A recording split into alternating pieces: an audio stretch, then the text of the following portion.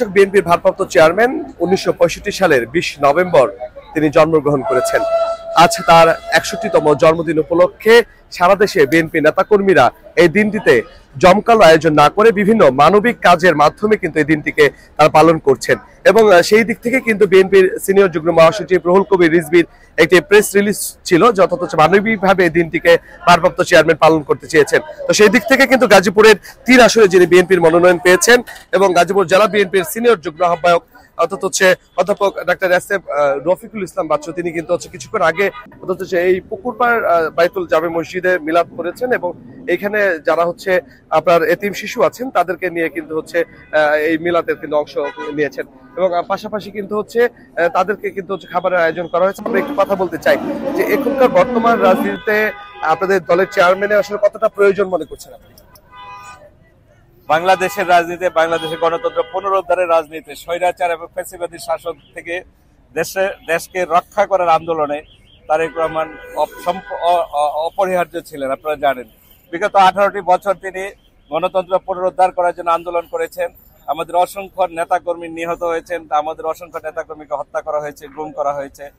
আমাদের আপনার 60 লক্ষ নেতাকর্মীর মামলা দেওয়া হয়েছে, আমাদের আয়নাঘরে নিয়ে নির্যাতন করা হয়েছে। তারপরেও শুধুমাত্র তারেক রহমানের নেতৃত্বের কারণে আমাদের দল সম্পূর্ণভাবে ঐক্যবদ্ধ আছে। একজন নেতা কর্মীও বিএনপি ছেড়ে অন্য কোনো দলে যায় নাই এবং তারেক রহমানের নেতৃত্বের কারণে, তার সঠিক নেতৃত্বের কারণে আমরা তাকে নিয়ে স্বপ্ন দেখি আগামী দিনে তিনি এই দেশ গড়বেন, আমাদের দলকে সুসংগঠিত রাখবেন এবং দেশকে এগিয়ে নিয়ে যাবেন। সেই জন্যই কিন্তু আমাদের এই নেতার জন্যই আছে, কিন্তু শুধু বিএনপি নয়, সারা সমগ্র জাতি আজকে ঐক্যবদ্ধ, আজকে কিন্তু আমরা সেটা অনুধাবন করতে পারি। উনি কতটা যোগ্য রাষ্ট্রনায়ক হবে বলে আপনি মনে করছেন? ওরা আপনারা দেখেছেন, 31 দফা দেখেছেন এবং 31 দফা আপনারা নিশ্চয় পড়েছেন এবং 31 দফা সম্পর্কে আপনাদের সুস্পষ্ট ধারণা আছে। 31 দফা যে আজকে যে রায়টি হলো, আপনার যে সুপ্রিম কোর্টে যে তত্ত্বাবধায়ক সরকারের যে রায়টি দেওয়া হলো, যে পুনর্বহাল করা হয়েছে তত্ত্বাবধায়ক সরকার, এই রায় দেওয়ার অনেক আগে আমাদের নেতা জননেতা তারেক রহমান সাহেব তার যে 31 দফা, সেখানে কিন্তু এই তত্ত্বাবধায়ক সরকার পুনর্বহালের, স্থায়ীভাবে পুনর্বহালের ঘোষণা দিয়েছেন। তাহলে বুঝতে হবে যে এই তারেক রহমান কিন্তু আগামী দিনের নেতৃত্বের জন্য তিনি কতটা উপযুক্ত হয়ে উঠেছেন এবং কতটা দেশের জন্য অপরিহার্য হচ্ছেন, এটা খুব স্পষ্টভাবে বোঝা যায়। আচ্ছা, ওনার জন্মদিনে কি কি আয়োজন ছিল? জন্মদিনে আজকে আপনারা জানেন যে ওনার জন্য আমরা এখানে এই মাদ্রাসায় আমরা কোরআন খতমের ব্যবস্থা করেছি। আমাদের মাদ্রাসায় কোরআন খতম দিয়েছেন, তার জন্য আমরা এখানে দোয়া মাহফিলের আয়োজন করেছি। আমরা শুধু তারেক রহমান, আমাদের শহীদ প্রেসিডেন্ট জিয়া রহমান এবং দেশনেত্রী বেগম খালেদা জিয়া এবং আরাফাত রহমান কোকোর জন্য আমরা এখানে দোয়া এবং মিলাদের আয়োজন করেছি এবং আমাদের যারা এখানে মাদ্রাসার ছাত্র আছেন তাদের জন্য আমরা একটা উন্নত খাবারের ব্যবস্থা, আমাদের সামর্থ্য অনুযায়ী একটা উন্নত খাবারের আয়োজন করেছি।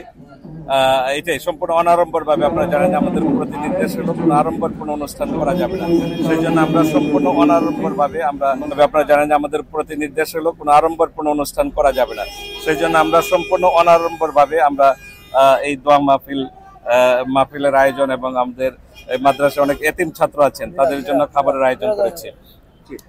শুনছিলেন, বলছিলেন বিএনপির যিনি গাজীপুর 3 আসনের মনোনয়ন পেয়েছেন অধ্যাপক এসএম ডক্টর রফিকুল ইসলাম বাচ্চু, কি এই ধরনের আয়োজন ছিল সেটি বলছেন। অর্থাৎ এখানে উপস্থিত আছেন শ্রীপুর উপজেলা বিএনপির আহ্বায়ক আব্দুল মোতালেব এবং যুগ্ম আহ্বায়ক মুসলিম উদ্দিন মৃধা এবং শ্রীপুর পৌর বিএনপি সিনিয়র যুগ্ম আহ্বায়ক আনোয়ার হোসেন ব্যাপারী সহ বিএনপির অন্যান্য যে নেতাকর্মীরা রয়েছেন এবং বিভিন্ন ইউনিয়ন থেকে কিন্তু নেতাকর্মীরা এখানে রয়েছেন। গাজীপুর ইউনিয়ন বিএনপির যিনি আহ্বায়ক রয়েছেন এনামুল হক সহ বিএনপির এবং শ্রীপুর উপজেলা বিএনপির যে সদস্য রয়েছেন এসএম মাহফুজ হাসান হান্নান সহ বিএনপির আর অন্যান্য নেতাকর্মীরা কিন্তু এই অনুষ্ঠানে কিন্তু যোগ দিয়েছেন। অর্থাৎ কিছুক্ষণ আগে কিন্তু পৌর বিএনপির যিনি সেক্রেটারি ছিলেন সদস্য সচিব বিলাল হোসেন ব্যাপারী, তিনি কিন্তু এই অনুষ্ঠানটি পরিচালনা করেছেন।